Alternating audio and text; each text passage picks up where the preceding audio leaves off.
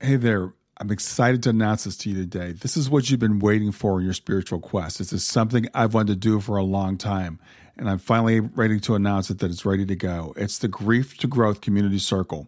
Now, this is a sanctuary where like-minded souls are united in their journey through grief and towards personal transformation. It's more than just a place. It's a beginning. It's a commitment to growth and understanding.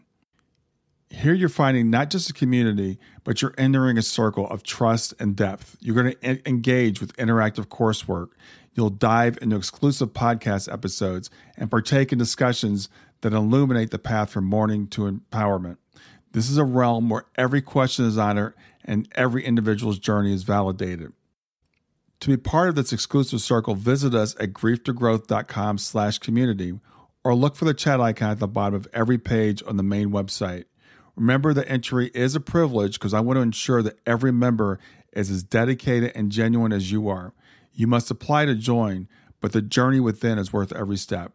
So go ahead and join us today. Check it out, grieftogrowth.com/community, and I look forward to seeing you there. Hi there. Welcome to Grief to Growth podcast. Your host is Brian Smith, spiritual seeker, best-selling author, grief survivor, and life coach. Brian believes that the worst tragedies of life provide the greatest opportunity for growth. Brian says he was planted, not buried, and he is here to help you grow where you've been planted by the difficulties in life. In each episode, Brian and his guests will share what has helped them to survive and thrive. It is his sincere hope this episode helps you today. Hey everybody, this is Brian. I'm back with another episode of Grief to Growth. And today I've got with me Christian Sundberg. And I'm really excited to talk to Christian. I've been following him for a while. I've heard him speak a couple of times. He's got a fascinating story and a really great message that I know you're going to enjoy hearing. When Christian was a young child, he remembered his existence before coming to Earth. And while that memory left him completely for his early adult life, it spontaneously returned 12 years ago as he took up a meditation practice and went through a personal awakening journey. He also began to have out-of-body experiences, or OBEs, or OBEs. Christian now often speaks publicly as he seeks to remind others in at least a small part of who we really are beneath the human play, in quotes. Professionally, Christian has worked for 16 years as a project manager for complex nuclear pump and valve manufacturing projects, and is also now working for an insurance company.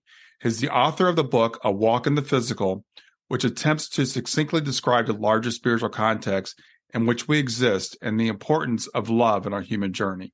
So with that, I want to welcome to Grief to Growth, Christian Sundberg. Thank you so much, Brian. It's an honor to be here. Thank you. Yeah, as I said earlier, I'm really excited about talking to you. I've heard your story probably 2 or 3 years ago, I think now.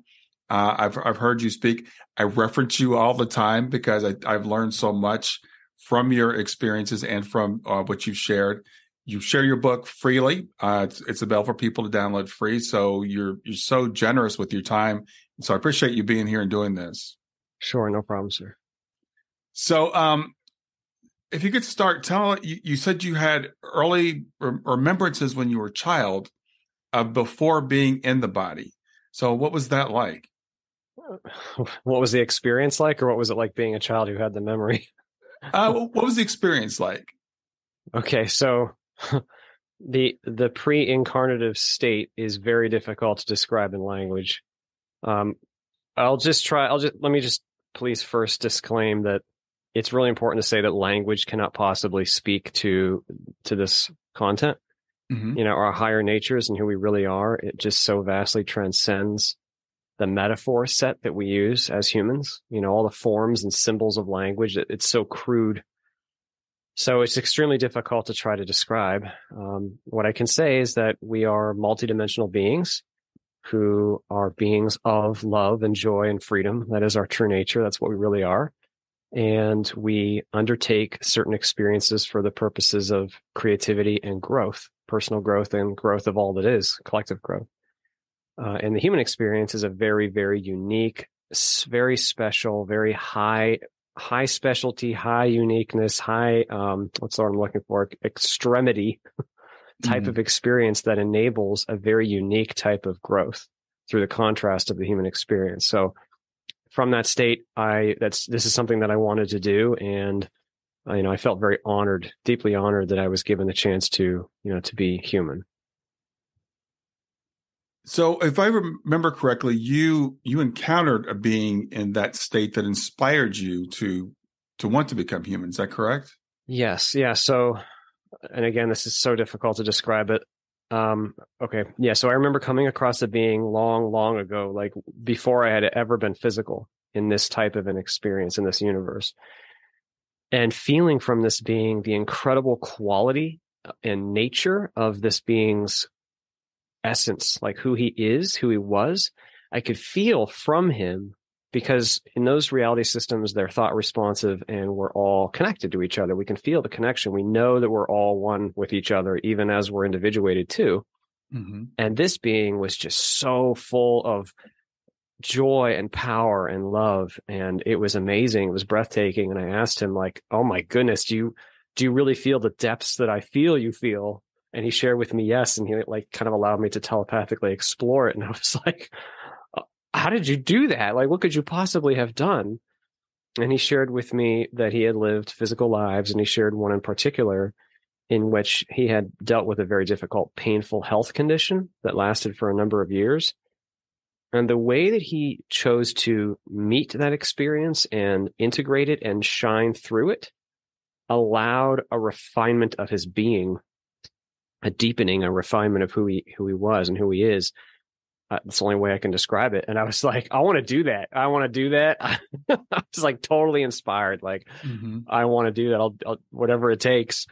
And, at first he kind of brushed me off, like not negatively, but kind of in a playful way. Like, yeah, that's what they all say. Like, you don't know how difficult it can be.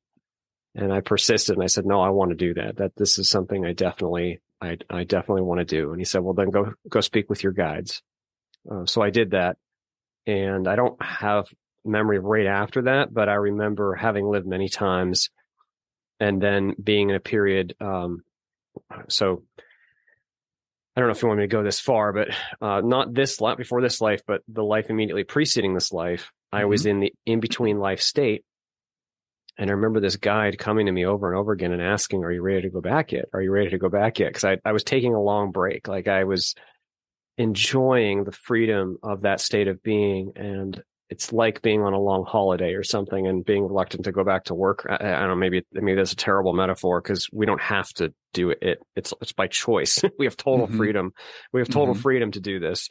But it was like he kept reminding me of my own intention. Like, oh, you intend to do this, or you want to go back. And eventually I said, yes, I'm ready to go back. And then reviewing with this guide what I can only describe as my state, like who I am, who I've been, who I was, like the qualities of experience that I knew and that I had, I don't want to use the word learned, but come to understand, and that they were a part of me. Maybe like reviewing virtues, but I don't want to put it like that, because it's not like we're just, earning something. It's more like what we've become able to integrate and qualities that we've developed through experience. And I could see there was this one area that was like very obvious, like that it would be beneficial for me to work on that, so to speak. And it was a fear. It was this very specific low vibration fear that had bested me, overcome me in a previous experience. And because of that fear in that lifetime, I had turned out to be a very egoic and hurtful person. I had caused a lot of damage to others. It's not true damage, because, we can't actually truly be harmed in the physical. We're a mortal spirit. We can't actually be harmed. But within the context of the physical, I had caused damage to others because of this ego that had arisen in me in response to the fear. So I knew, like, wow, if I could integrate that, if I could heal that fear and really work through that, oh, that would be incredible. But even from that point of view, I could see, like, oh my goodness, the extremity of the low vibration of this fear. It was so extreme. I remember asking, is this even possible? Like, has any being ever in all of creation integrated a vibration that's this low successfully? And I was told, yes. And you have all of time available to you to do so. There's no hurry. And I just knew, like, if it can be done, I will do it. like, which as the human sounds so strange because I've been through a lot of trauma and pain and difficulty in this life. That's what I signed up for. Mm-hmm. But from that perspective, I knew what I am and what we are. We are immortal, powerful beings. We cannot fail. We cannot die. We cannot truly be hurt.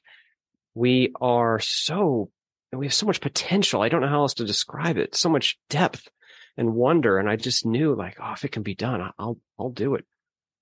So they brought me a lifetime that was appropriate for that intention. And it wasn't this life. It was an immediately preceding life. And I reviewed that lifetime and I accepted it. And then I accepted the veil, which it's just a word.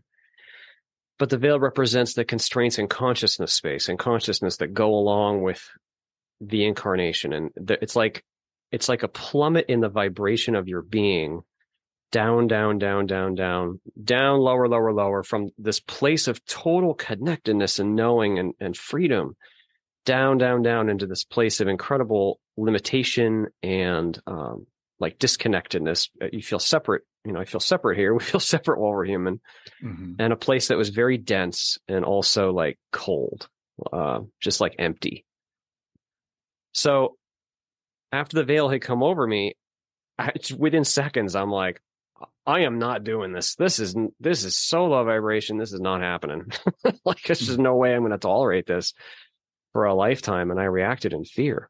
I just immediately had so much fear prompted in me because of the vibration of just even being incarnated in this body, not this body, but the one before. It was so low that I summoned my might, my strength, and I smote the veil. I fought my way out.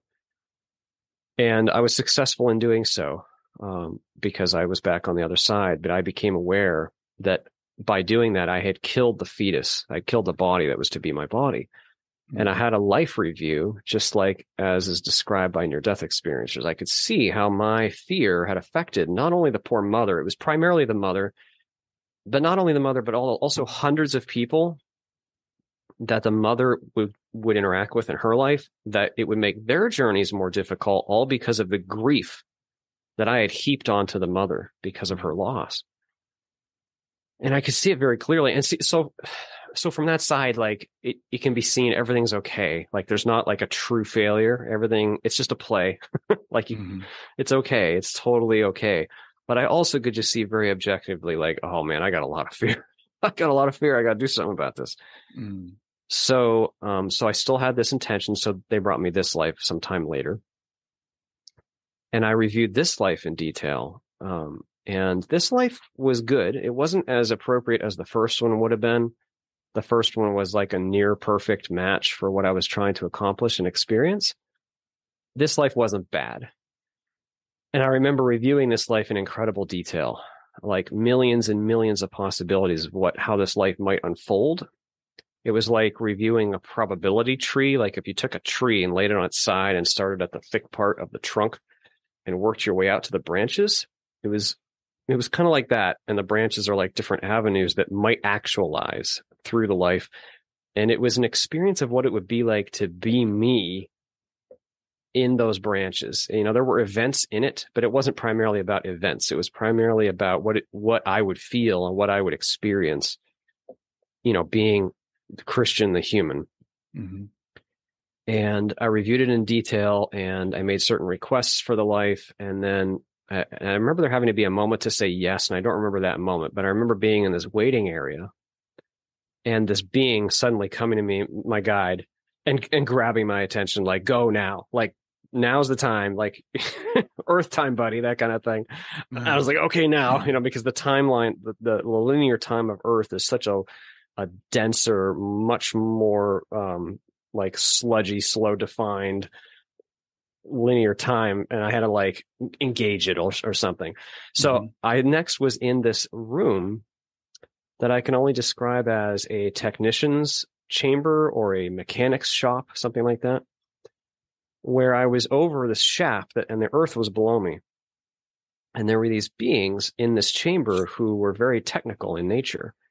And they're like veil technicians or something. I don't know how to describe them, but they're beings who help facilitate applying the veil to you specifically, because the veil is very organic and personal, and the soul has many specific qualities, and the lifetime, the body, the circumstances has its own thing going on. And they do this thing where they like energetically make it all fit. They make it all, jive. And I remember them asking me one last time, are you sure? Are you sure you want to do this? Because I knew once I said yes here, that I was strapped in for the ride. It's like getting in a roller coaster, where once you're strapped in, you can't get out until the ride comes to a complete stop, that kind of thing. So I said yes. And then once again, I remember the veil coming over me and this plummeting vibration down, down, down, down, down, lower, lower, lower, lower, lower. Oh my gosh, lower still, lower more, lower still, so low. And then being in the body and sending one message back to the technicians, did it take? Like, did the veil take? And getting one message back, yes. And I remember actually feeling a sense of accomplishment, because even making it to the physical was quite an accomplishment because of the vibrational distance. And so then I was there for a while, and then eventually I said, you know what? I am not doing this. There is no way. Once again, my fear began to rise up, and because I felt like I had lost all that I am. I lost all of my connectedness. I lost all my knowledge. I felt like everything that I am had disappeared and had been removed, and I rejected it. And as I began to summon my might once again, the most holy moment in my entire physical journey happened. The Spirit of God came to me. I don't know what words to use, but the great I am Spirit of all things came to me and expanded me back out. And I felt the entire universe, the physical universe within me, within my body, within the body of my being. And I felt the churning of our sun, Earth's sun, inside me, and the bliss of the sun. And I felt all just incredible amounts of freedom and creativity and power and love and joy. And God said to me, this is still what you are. You can never not be this. And that calmed me. I was like, because I had been fighting, because I felt like I lost all that I was, and it was like being shown, no, you haven't lost. You cannot truly lose all that you are. So I surrendered back into the existence of just being in the womb. And it was like, so relieved. And so then I was there for a while. And then it seemed like a long while. And the next moment I remember is being born. I remember the shock and the sensation of being born, the temperature, the cold, the light, the touching, all this extreme experience. But I had no idea what was happening. Like, I had no intellectual context at all. I remember looking up at the nurses and just being like, who are these beings taking care of me? Like, what is going on? And just feeling intensely curious. And I don't remember anything much after that until a few years later, as I began to grow up. I remember drawing upon the flowchart memory and like trying to anticipate what was going to happen in my life, just for simple, mundane things like who's going to come over tomorrow, or, like whatever simple thing that a kid wanted to know. I would just try to pluck it out of the database and cheat, just because I was curious. But that ability diminished quickly as I aged, especially by the age of 4 or 5, definitely by 6 or 7, the memory had left me completely, and I wasn't able to do that anymore. So, that's a quick summary of the experience. I know that the experience is interesting to people, of course, but I think it's far more important that we focus on what we really are, who we really are, because that is the most important message. Here we are on Earth, having this incredibly rich, rigorous, oftentimes it seems mercilessly rigorous experience where even death can happen. But who we truly are, in that there is absolutely nothing to fear. We cannot lose what we love. We cannot fail. Like, we need to remind each other of that, even though we're deeply veiled here and it's intentional and there's a good reason for it. Right. Even though that's true, like I just feel it's so important to remind each other of what we really are. There's just so much freedom in that. Stay with us. We'll be right back. Hey there, something I want to tell you about today. My podcast platform, Buzzsprout, has recently made it easier for me to allow you to support me financially. go to www.grieftogrowth.com/subscribe. That's growth.com/subscribe. And once you're there, you can sign up to support me financially. Now, you can do it for as little as $3 a month, or of course, as much as you'd like. If you do that, you'll get access to bonus episodes, and you'll see those in the regular feed. They'll have a lock on them. But when you become a subscriber, you'll actually get access to your own private feed, and you'll be able to listen to the regular podcast along with the bonus podcast for the subscribers. I want to thank you for listening. I want to thank you for sharing the podcast. And I want to thank those of you who support me financially. Have a great day, and on to the episode. Well, the reason, Christian, why I wanted you to recount that, and the reason why I find it important for my audience and for myself, is that we're here, and it seems more rigorous for some of us than others. Mm-hmm. My audience is largely people who have lost someone, specifically children, because I work with an organization where 25,000 people or so have lost children. And we often ask ourselves, why are we here? What is the point? And when you say to someone who's gone through that experience, you planned this for yourself, it takes a lot of convincing to convince people that, I would plan something like this. And your description is so it makes you really feel that separation that we have when we come here. And that sense of abandonment, that sense of fear. And I find it really fascinating that you felt that even in the womb, before you even came into the world, that vibration was so much lower. I was in the world. I just hadn't been born yet. Yeah. So it's part of the human. Yeah, it's a part of the human state. Sorry, go ahead. So I find interesting also as I've explored these ideas and read your book, and I know you referenced Tom Campbell's book a lot. And I just finished My Big Toe, The Theory of Everything. When you say being in the physical, is that because everything is physical and really nothing is physical, right? It's all mental, but this vibration seems to be different. Yeah, so the experience of the physical is an experience happening in consciousness, and that's an important thing to focus on. Because we tend to believe that the physical is fundamentally real, that there are these objects, there are these rocks, there are these bodies, and we're all separate from each other, and this is what's most real. It's a very, it's very convincing, and it is a real experience. But the forms themselves are not fundamentally real. What's fundamentally real is us, the stuff of life, spirit itself, the knower of the experience. And so here in the physical, we experience a very physical, tangible experience, but just as physical and tangible, or even more so of an experience can be and is experienced in other reality systems. Like if you go out of body, and it depends on the type of experience, but if you're having what I would call a local astral experience, I'm not big on the terms and the labels, but if you have an experience like that, it's very, very physical. It's so normal that you can't even tell the difference. It's like so normal. So in those kind of experiences, you realize, oh my goodness, the physical, I'm experiencing something super physical here, but it's not the same. And very much in higher systems, they're even more real, like the lucidity and the clarity and the colors and the light and the connectedness that we feel with each other and with the environment.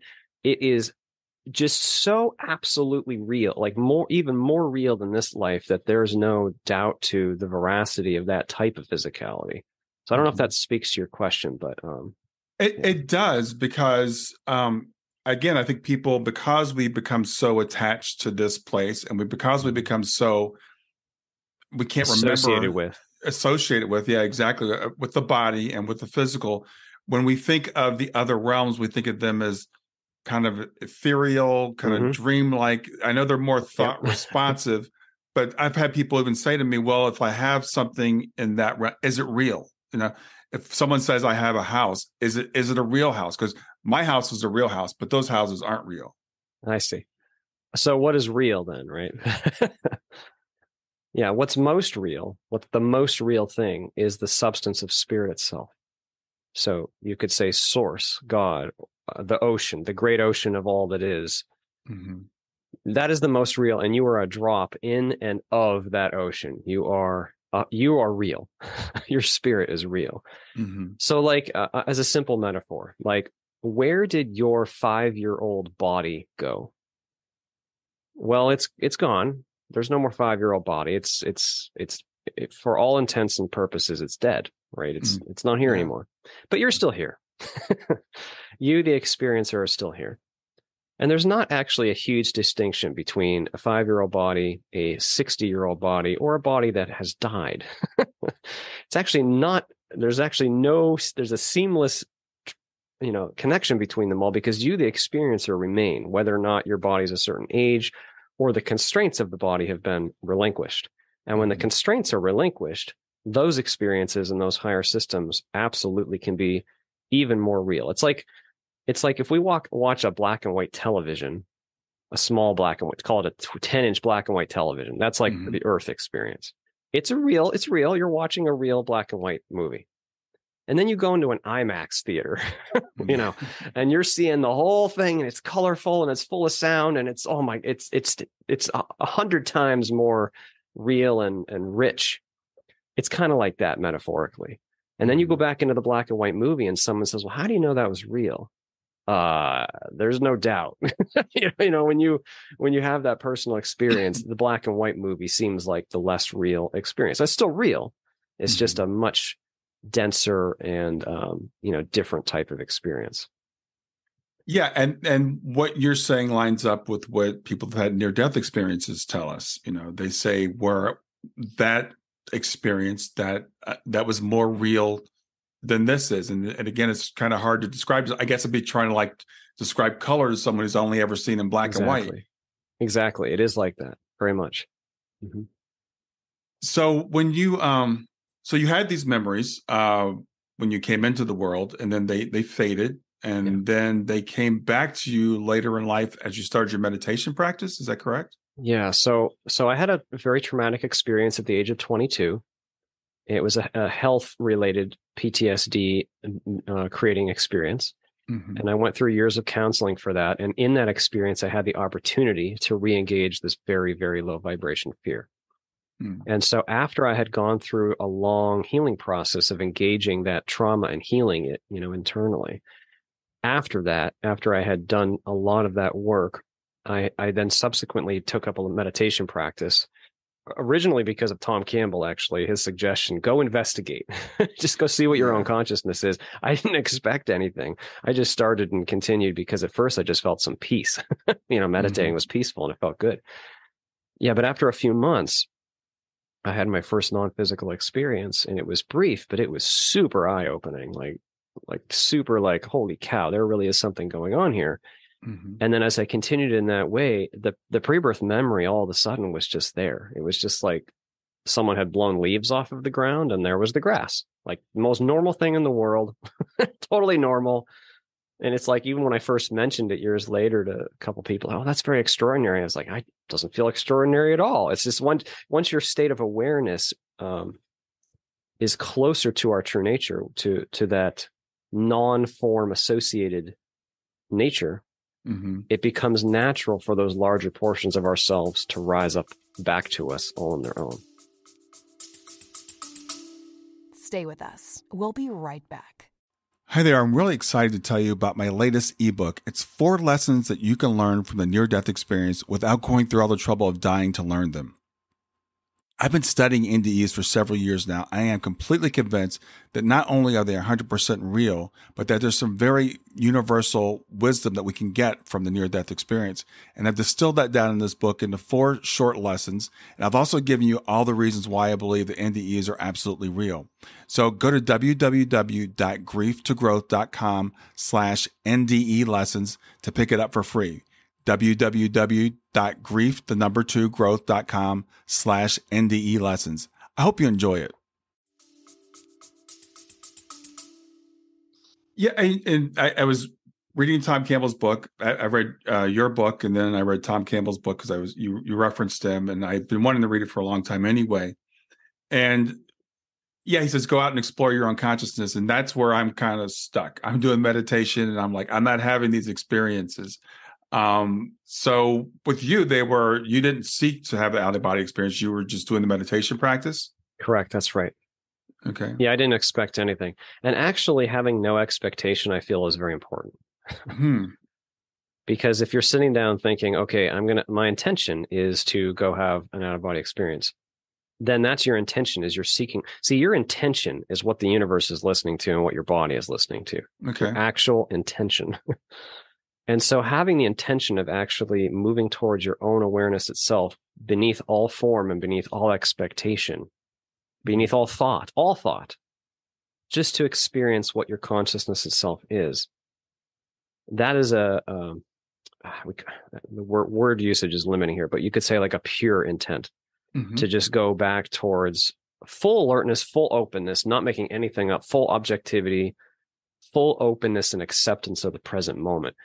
And then what's interesting is not because you're trying, but once you have full openness, full clarity, full acceptance, you are no longer looking at the form, even though you don't necessarily know that was your initial intention. You're just no longer associated with thinking, associated with the senses of the body. You're just alert and alive. And when that happens, like I said, these other portions of yourself that are already on the other side of the veil right now, they might bubble up because you've simply put down the objects that you aren't.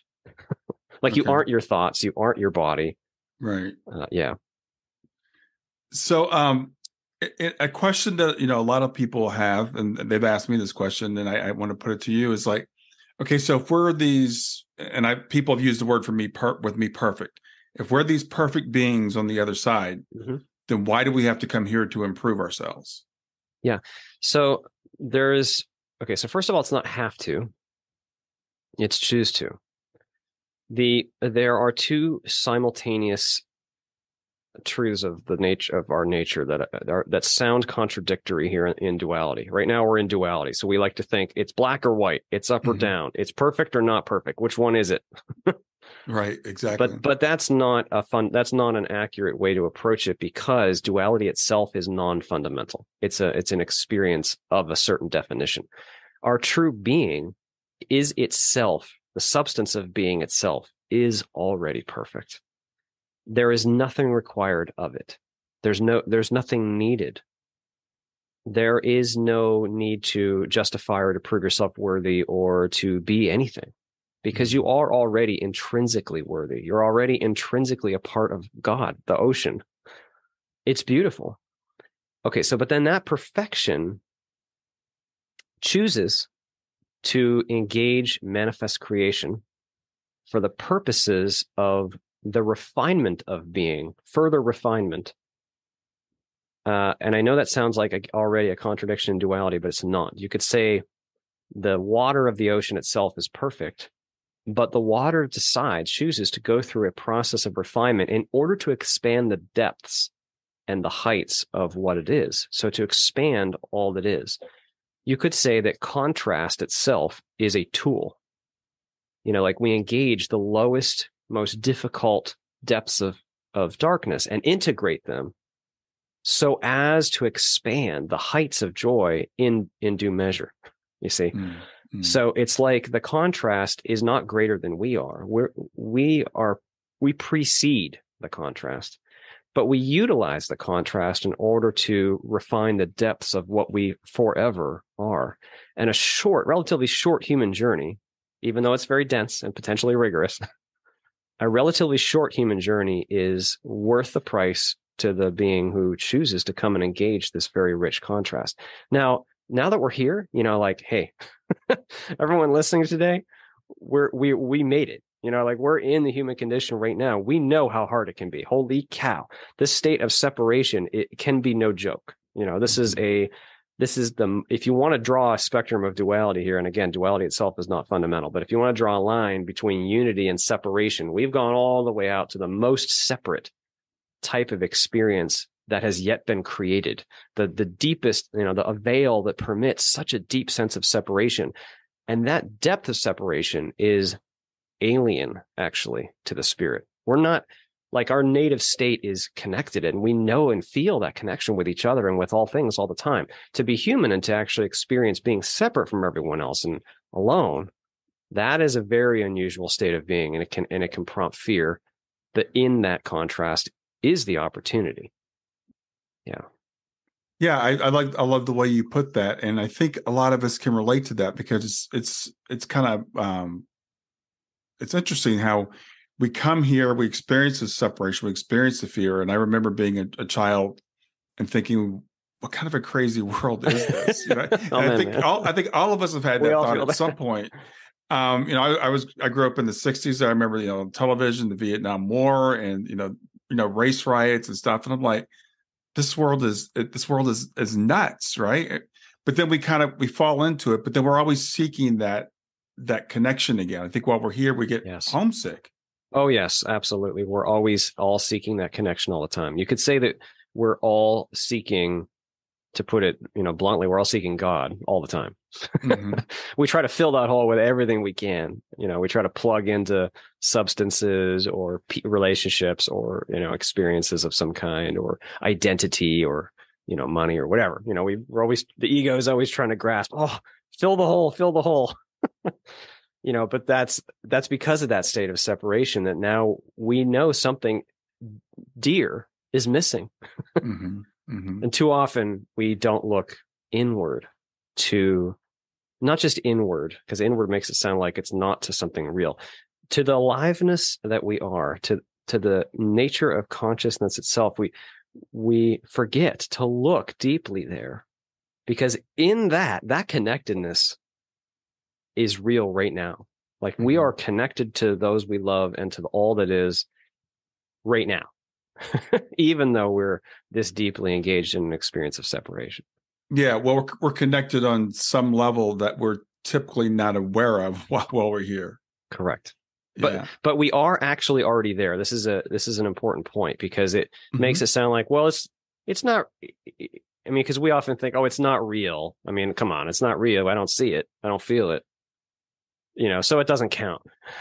I feel it's important to point towards the realness of it. Like, and I know it's darn frustrating until we feel that connection.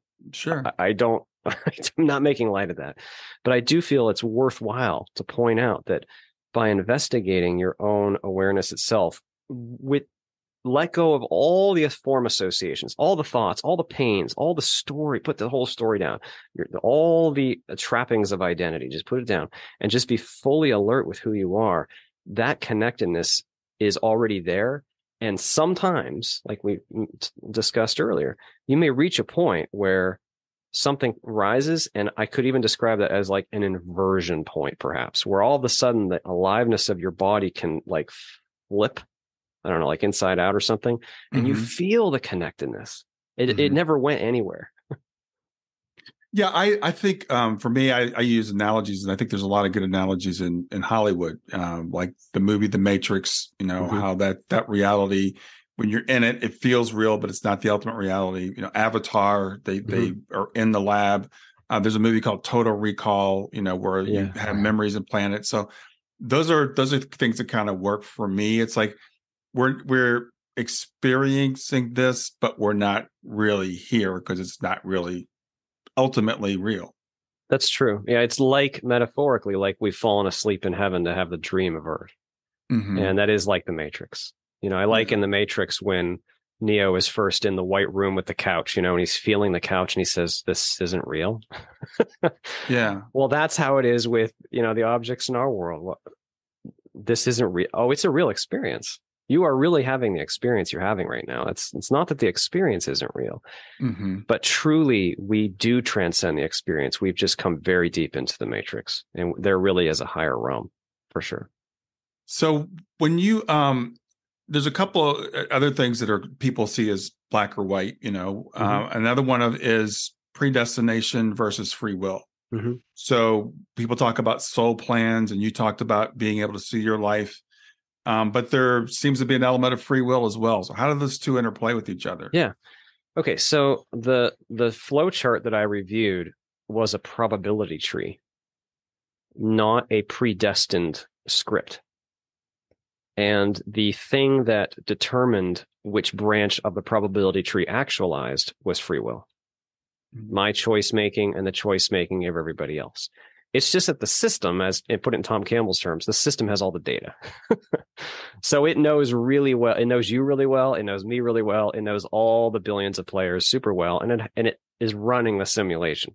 So it's very good at predicting likely outcome. But novelty still happens because free will is still running. We all are making choices every day, and sometimes we make choices that may have been less likely in the past, but now they're being actualized, and that may affect someone else in a way that was unanticipated. Mm-hmm. So you could say that the system is very good at predicting outcome, but free will absolutely always occurs. It's just free will within the context. Like when I say free will, I don't mean the freedom to make any choice anywhere. Like I can't decide to go to Jupiter right now. Mm-hmm. I mean free will within the constraints of the context. You are free to choose whatever you can identify. That's a big part of it because a lot of us have a lot of choices we can't consciously identify.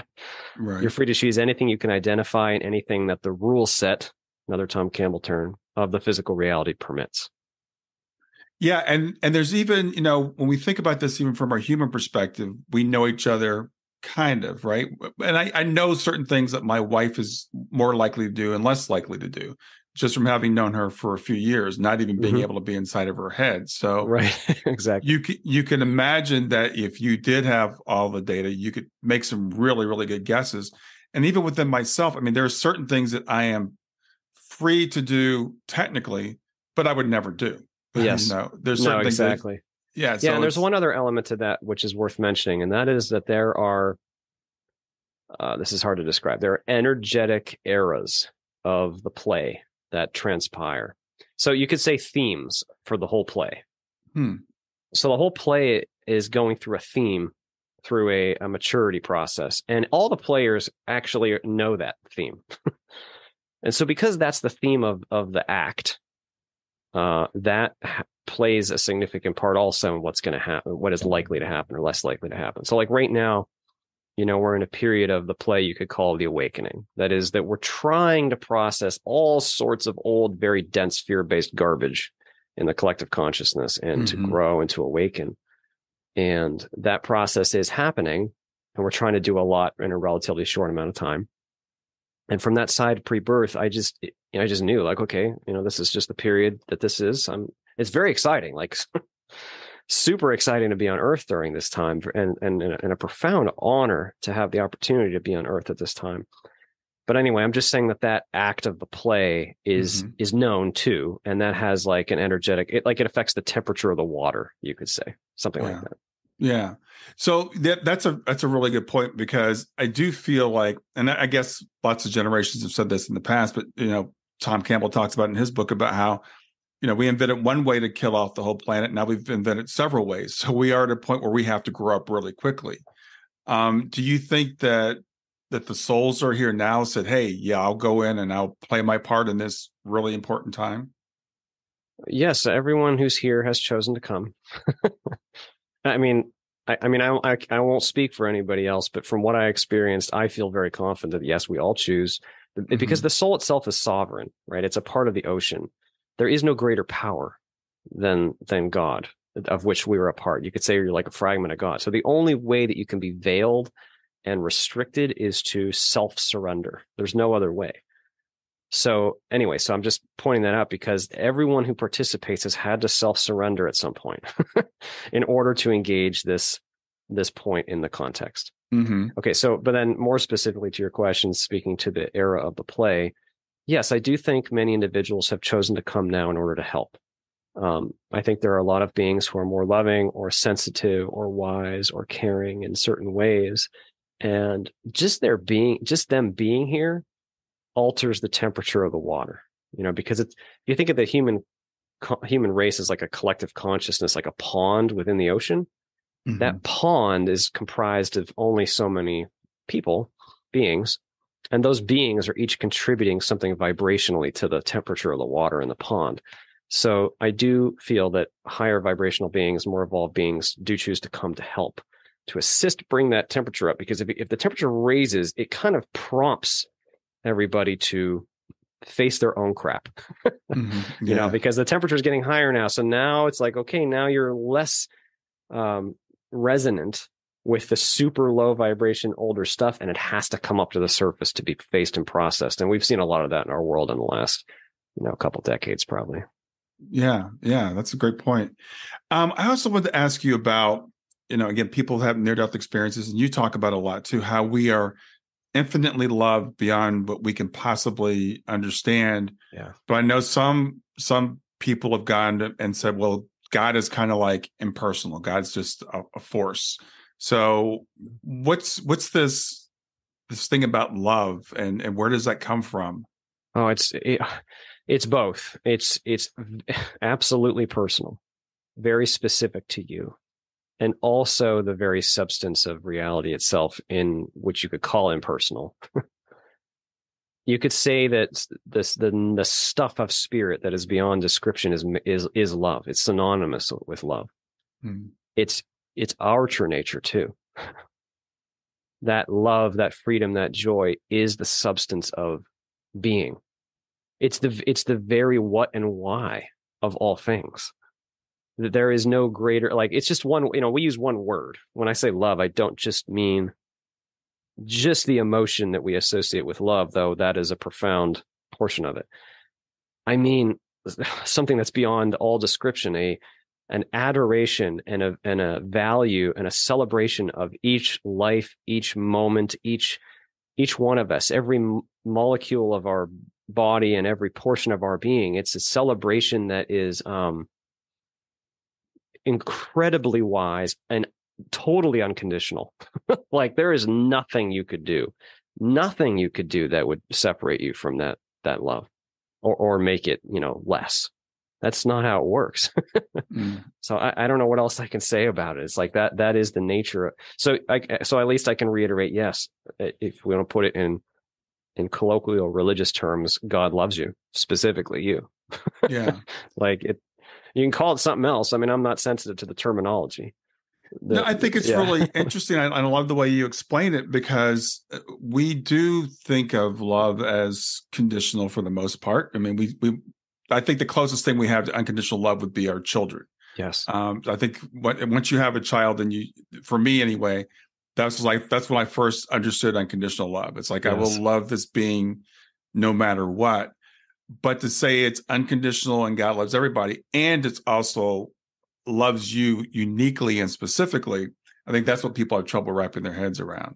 Oh, it's very much both. And it's you specifically is a really, really key part of it. Each one of us is like, oh, I wish I could communicate this. Like an absolutely irreplaceable fragment of all that is.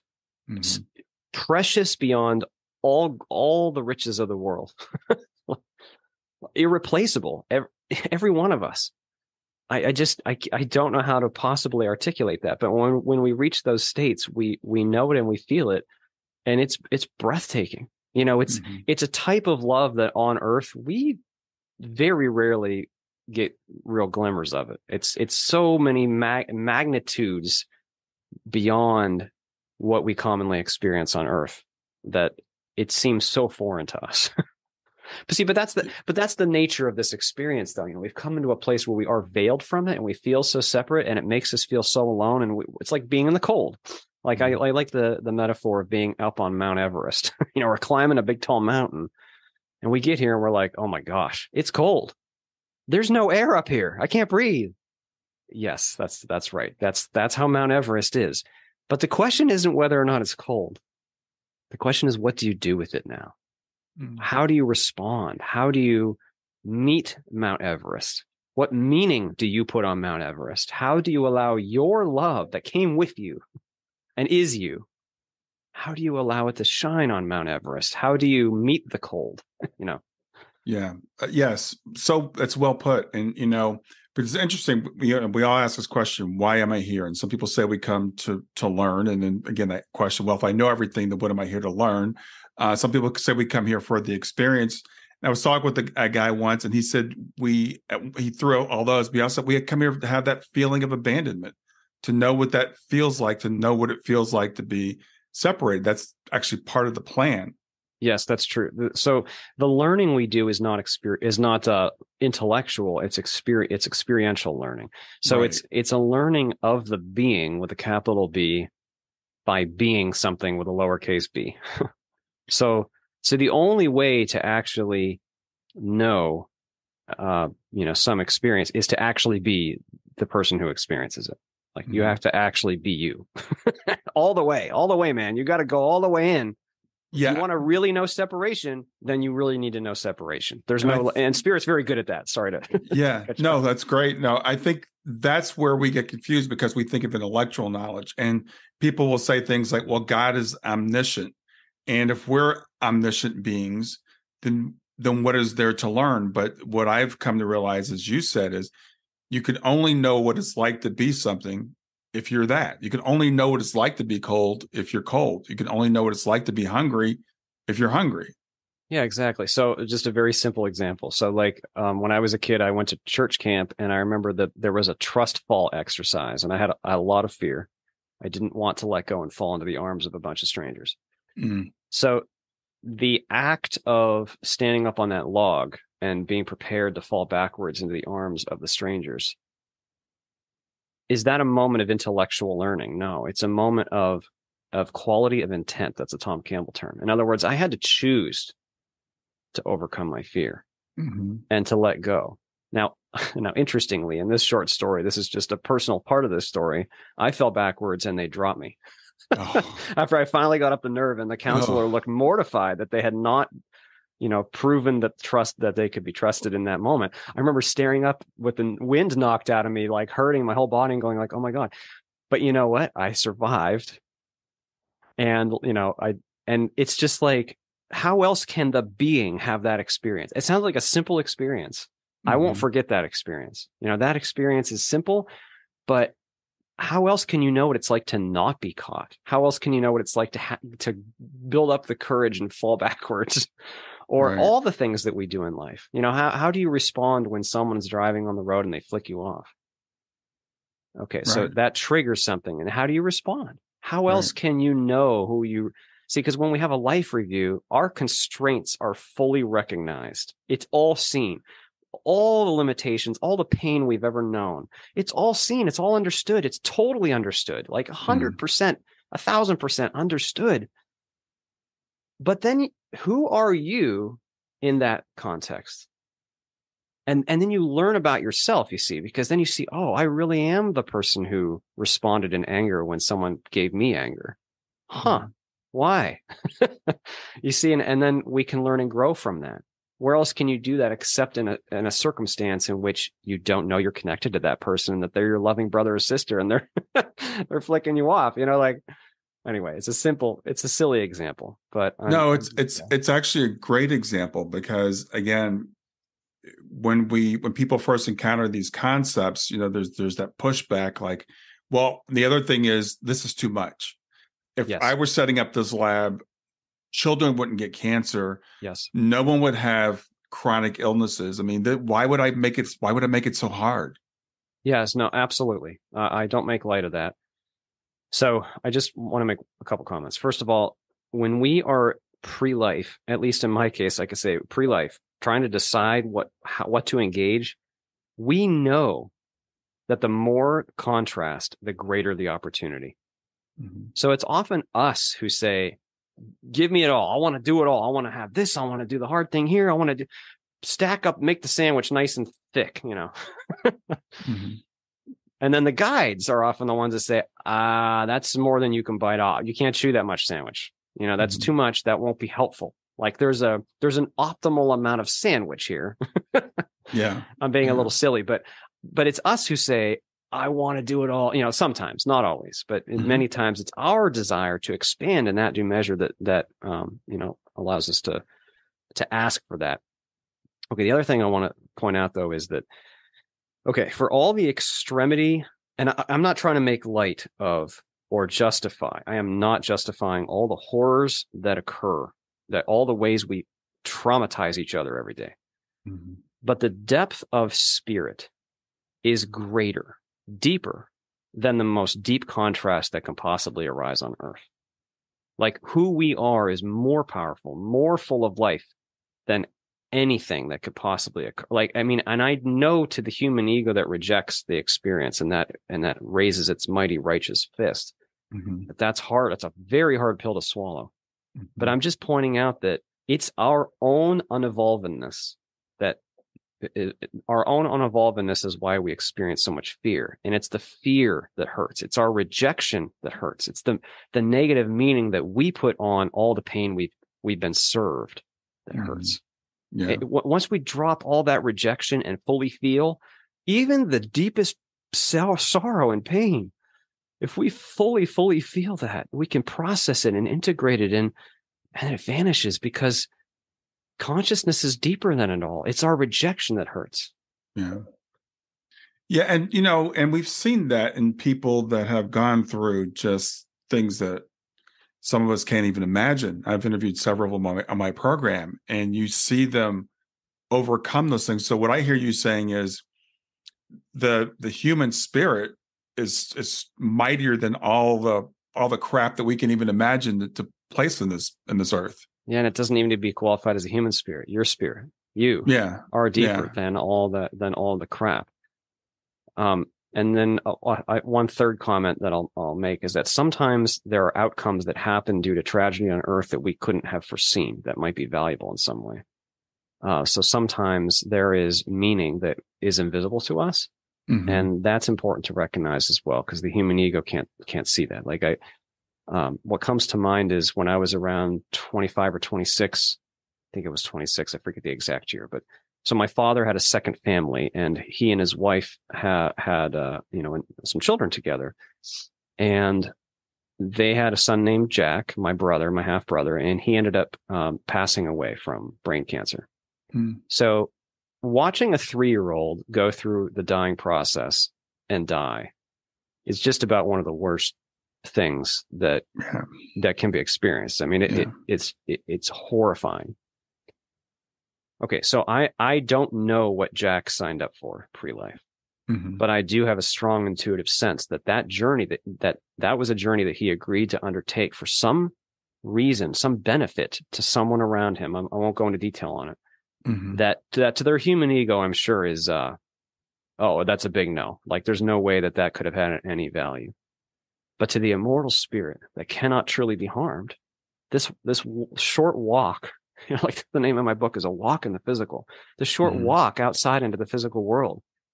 It's an opportunity. It's a journey. It's a chance to experience even incredible rigors that otherwise we could not, and to know ourselves in ways that we could not have known ourselves before. It's very important that we remember that. And then finally, this is so key, that love that we develop with each other, even in a relatively short relationship, that love remains. Like we are love. So we can't lose those that physically die that we're close to. We cannot lose them. That love is a powerful living bridge right now. Yeah. The body may pass. It's like taking off a shirt. Like you take off a shirt and you throw it on the floor, and it's not really a big deal. You're still you. That person is still them. It's just now we can't physically see them. So we mourn. We mourn the physical sensation, the touch. We mourn that interaction. But the living connection remains. It can't possibly die. I've heard it described by some, like on the other side, it's like they hear our loving thoughts like a chime on the wind, I think is something that Silver Birch wrote. That's a guide that I love. Like a chime on the wind that they can follow back to us. Like, I love that. And that connection is always there. I just think it's really important to lift up, because on Earth, change is so darn final. It's like, it's so mercilessly final. But the spirit is more than that, and that connection can't actually be lost. I'm glad you brought that up. I have friends who have lost children to cancer. And someone I met not too long ago, her son was born with a congenital birth thing that he just passed a couple of days ago at the age of 14, and was never able to speak or walk. But that family, just getting to know them a little bit, I've got to know them. That child brought so much joy to their lives and changed their lives so much, them. And like you talked about the ripple effect of you just coming into the womb. Imagine a child coming in there and spending 3 or 4 or 15 years here. Yes. The ripples that they send out. It's just, so we look at the pain, but it seems like it's all redeemed at some level. Oh yes, there is no pain that spirit doesn't ultimately use for the better. The system is very efficient and love is very wise. Mm-hmm. And so I'm not making light of the finality of those losses. I know I'm not making light of that. It's just that the love that we are is deeper.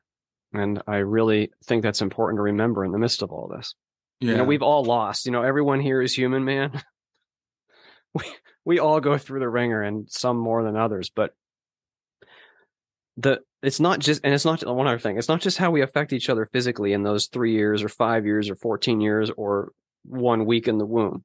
Mm-hmm. There is an energetic reality that is happening.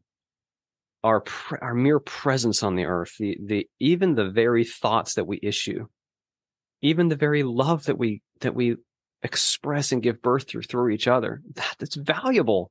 It has a reality to it in higher systems that can be seen and felt. It's like, it's so creative and so powerful. Mm-hmm. So there can be incredible bounty that comes from life that may be short in a physical sense, that we cannot physically see, that will last far past the end of this play.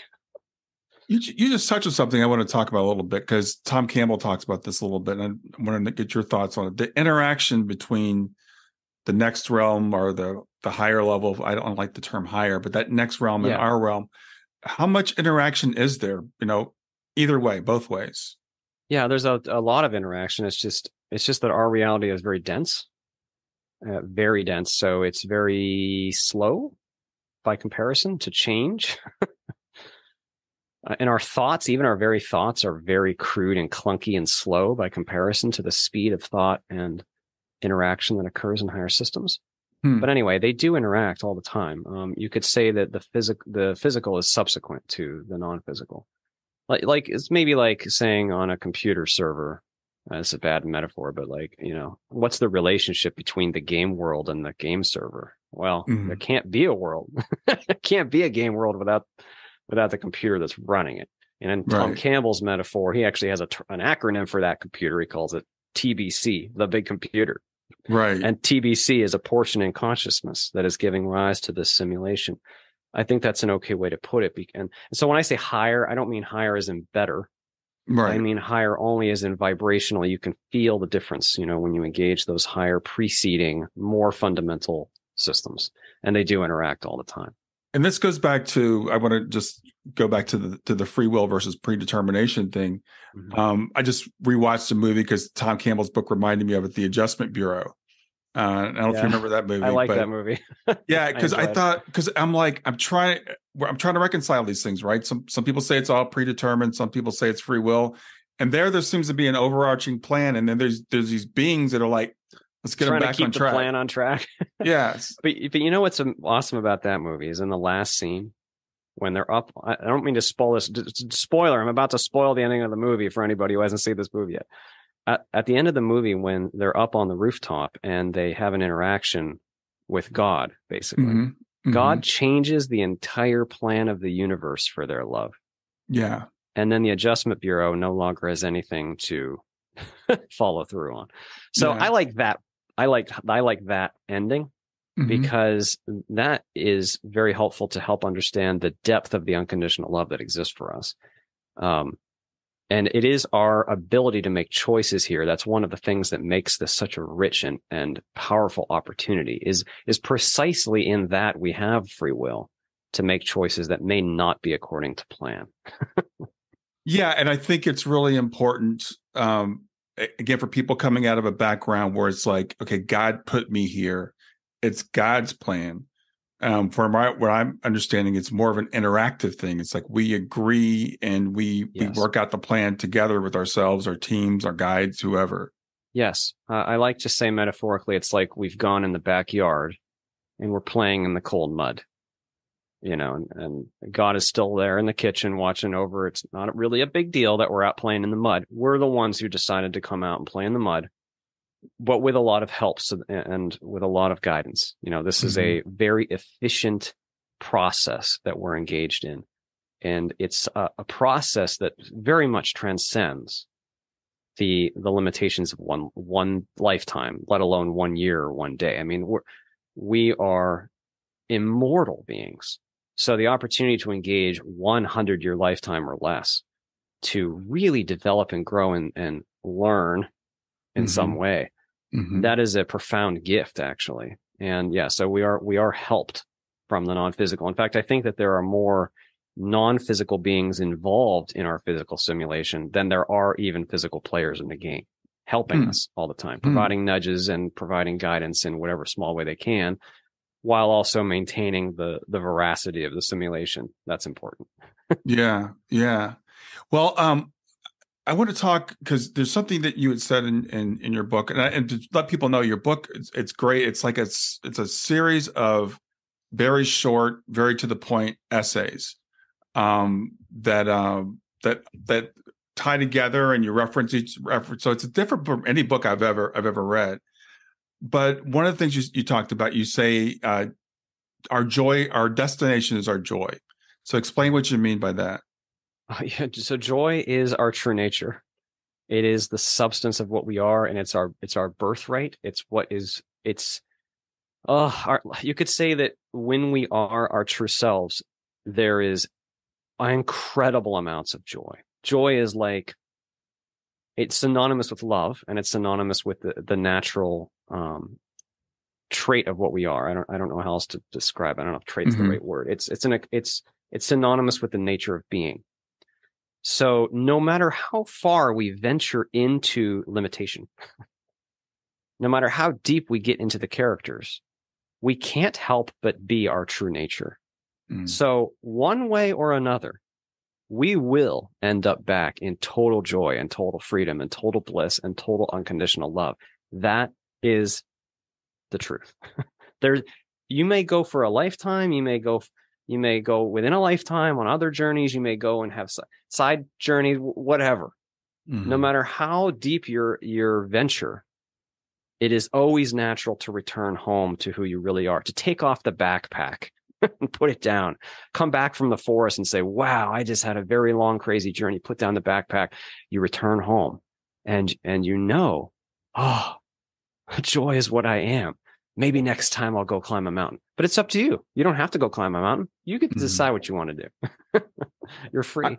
I really wanted to make sure we got that point across. I think I said it wrong. It's like joy. Your destination is joy. That we are all, because there are some people that believe that we can become eternally lost. We can become we can go too far away. We can lose the light. So how would you respond to that? Yeah, so there are hellish experiences that happen both on Earth and in thought-responsive reality systems. What I mean is when we have fear is hell, you could say that. So when we have fear, that is when we have rejection, when we have fear gives rise to all the many patterns of the ego, anger, jealousy, all the things that we try to grab onto. When we associate deeply with that, and it all boils down to fear. So when we have fear that we have not yet processed, it can be a hellish experience, whether on Earth or whether we find ourselves in a thought responsive reality that is reacting to our fear and that we're giving rise to. So we could potentially create a non-fundamentally real hellish experience without even being aware of it. However, importantly, all experiences of form, all of them, are non-fundamental. They're transitory. They're temporary. All form is temporary. The 5-year-old body that was you is gone. It's temporary.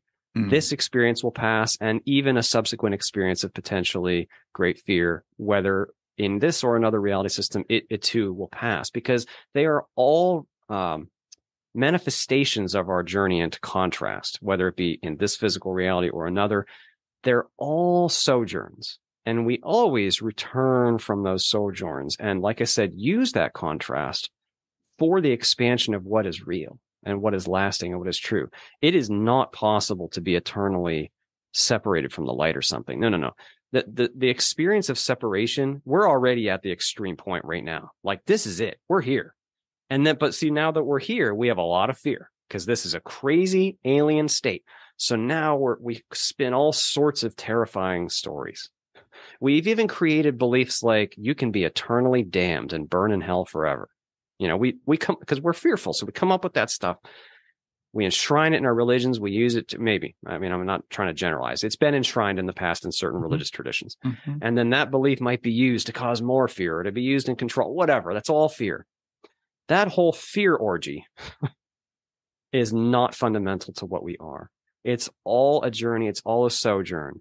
And no matter what, one way or another, we will end up back to the wholeness and the true love and the joy and the freedom of what we really are. We're actually there right now.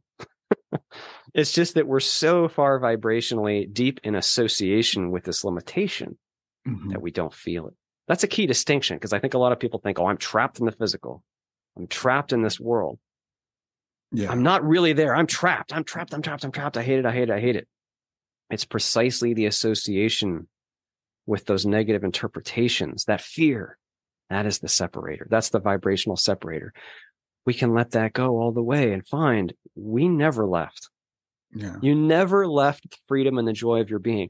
So you'll often hear experiences where people may find themselves in like a hellish environment until they cry out or until they focus upward, as right. I would say. And then all of a sudden, there is a great connection. Maybe a being will come, or they'll see the light or something, whatever. I'm not going to try to, judge or label. I'm just saying that wholeness and that love and that peace and that joy, that is the true nature that was always there. So as soon as we change our focus back to it, of course, there is a response. Our focus and our intention always has an effect. I think that's a key point. I know I've gone on for a long time and covered a lot of different topics, but I just want to highlight this one last thing. That our intention is our primary power. What we're intending, the quality of our intention, is the primary question at hand. Are we making a choice? So intention is first, and it reflects through choice making. Mm-hmm. Are we making a choice that's based in love or based in fear? That's always the primary. I mean, of course, there are thousands of facets to that choice. I'm not saying it's a simple choice.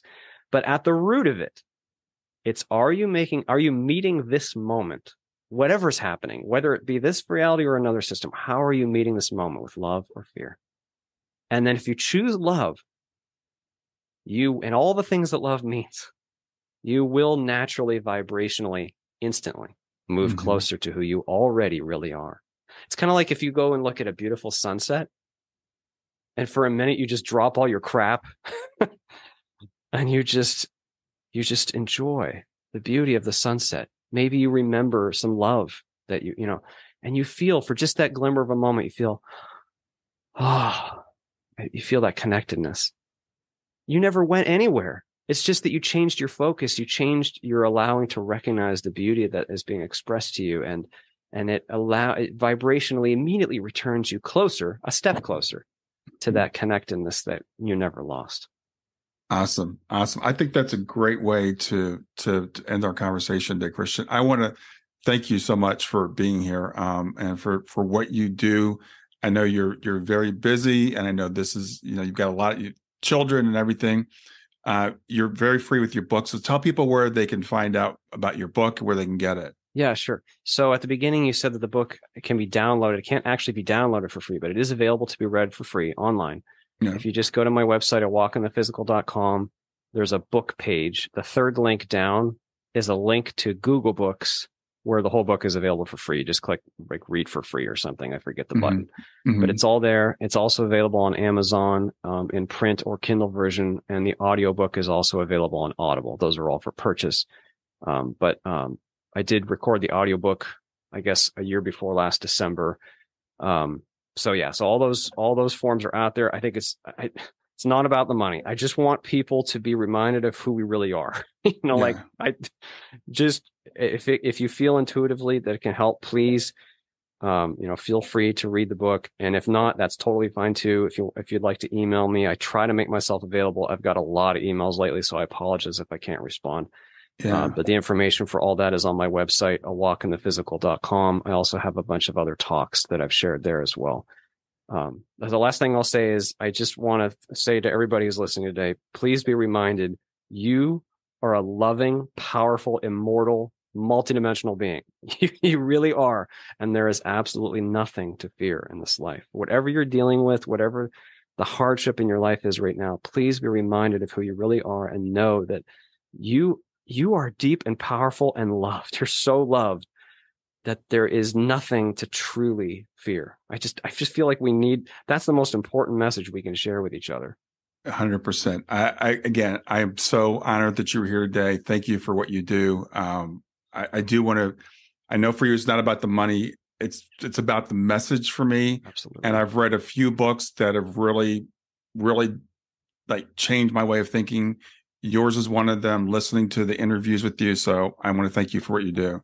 Thank you so much, Brian. I appreciate you having me on. Thank you. All right. Enjoy your evening. Hi there. I hope you enjoyed this latest episode of the podcast, and I'd love to hear your thoughts. What questions came up for you? What did you like about it? What didn't you like about it? I invite you to visit us at growth2growth.circle.so. That's growth2growth.circle.so to continue the conversation with me and with other listeners. It's a space to sound off, to share reactions, and to go deeper into the topics from the show. I look forward to chatting more, and I hope to see you there.